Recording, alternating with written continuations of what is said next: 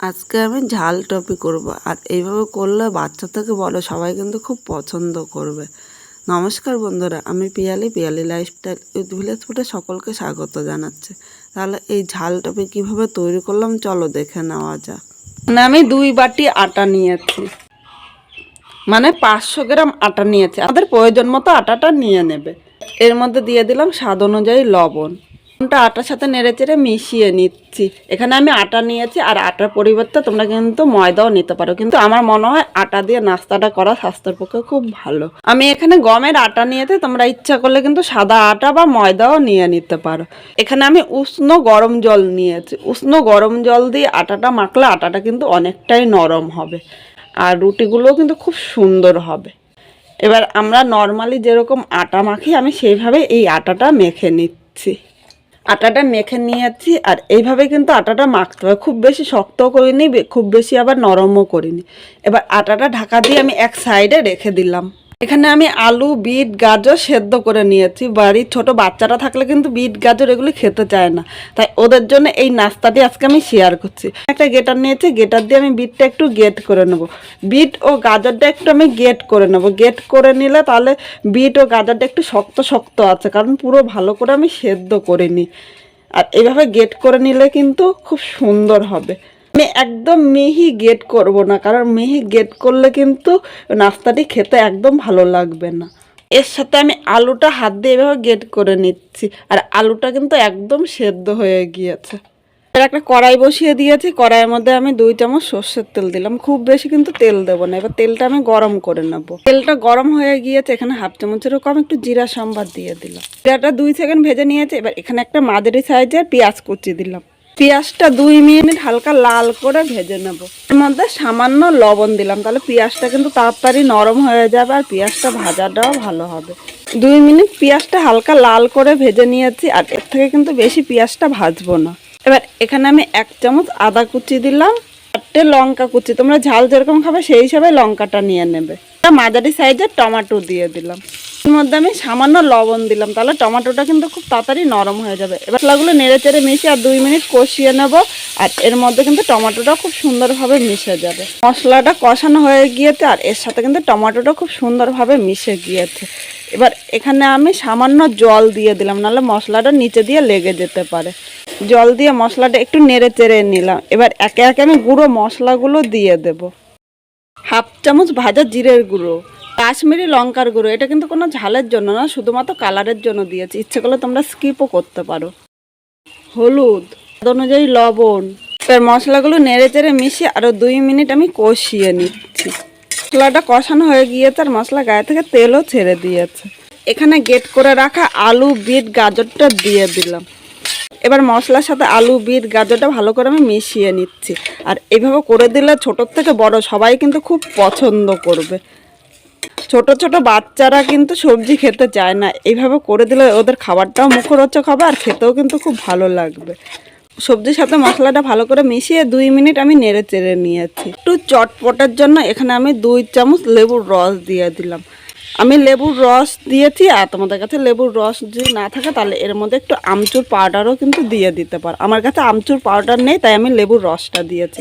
এবার লেবুর রসটা এর সাথে নেড়ে চেড়ে মিশিয়ে নেব। লেবুর রসটা মিশিয়ে নিয়েছি। এবার নামানোর আগে একটু গরম মশলা দিয়ে দিলাম। গরম মশলাটা নেড়ে চেড়ে আমি মিশিয়ে নিচ্ছি। এখানে শেষে একটু গরম মশলা দিলে এর গন্ধটা কিন্তু ভালো লাগবে। আমি গ্যাসটা বন্ধ করে দিয়েছি, গ্যাসটা জ্বালানো থাকলে নিচে দিয়ে লেগে যেত। গরম মশলাটা নেড়ে চেড়ে মিশিয়ে নিয়েছি। এবার আমি একটা থালার মধ্যে তুলে নিলাম। এখন সবজিগুলো এইভাবে একটু নেড়ে ঠান্ডা করে নিচ্ছি। একটুখানি ময়দা ছড়িয়ে নিলাম, আর এখানে আমি বড় করে লেচিটা কেটে নিয়েছি। তোমরা ইচ্ছে করলে ছোট ছোট করেও কিন্তু করে নিতে পারো। আমি একটা বড় রুটি প্রথমে তৈরি করে নিচ্ছি। আমি আটা দিয়ে বেলে নিচ্ছি, আর তোমরা ইচ্ছা করলে কিন্তু তেল দিয়েও বেলে নিতে পারো। যতটা পারবে তোমরা বড় করে নেবে, আর একবারে করে নিলে কিন্তু আমার অনেকটাই সুবিধা হবে। খুব অল্প সময় আমি করে নিতে পারবো। এখানে রুটিটা বেলা হয়ে গিয়েছে, আর রুটিটা কিন্তু খুব বেশি আমি মোটা করিনি। দেখো আমি এইভাবেই দেখিয়ে দিচ্ছি। আমি মিডিয়াম, মানে যেইভাবে নর্মালি আমরা রুটি করি সেইভাবেই করে নিয়েছি। এবার রুটির 4-5টা আমি এইভাবে কেটে সমান করে নেব। এই সাইডের রুটিগুলো আমি এক সাইড করে রেখে দিলাম। এটা দিয়ে আমি আবার পরে করে নিচ্ছি।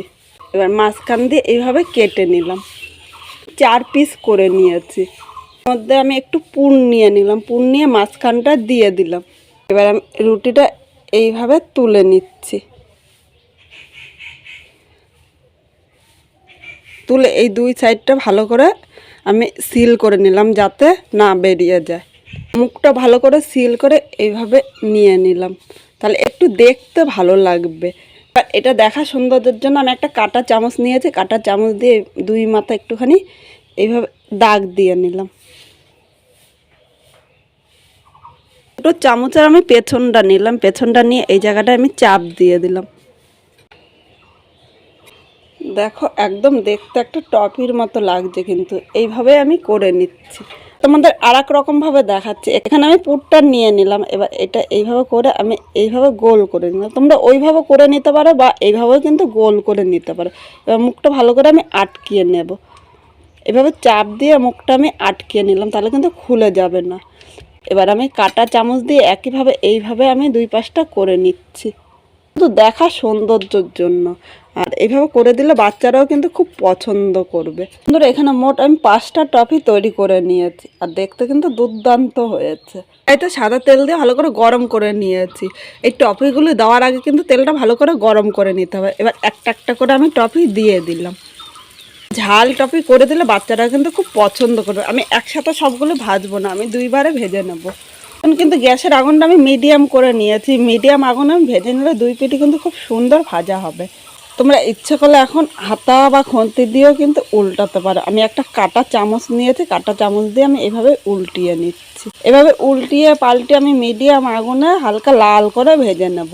বন্ধুরা টপিগুলো ভাজা হয়ে গিয়েছে, আর এর থেকে কিন্তু খুব বেশি ভাজতে হবে না। দেখো কালারটা দারুণ এসেছে। এবার আমি টপিটা এইভাবে তেল ছাড়িয়ে তুলে নিলাম।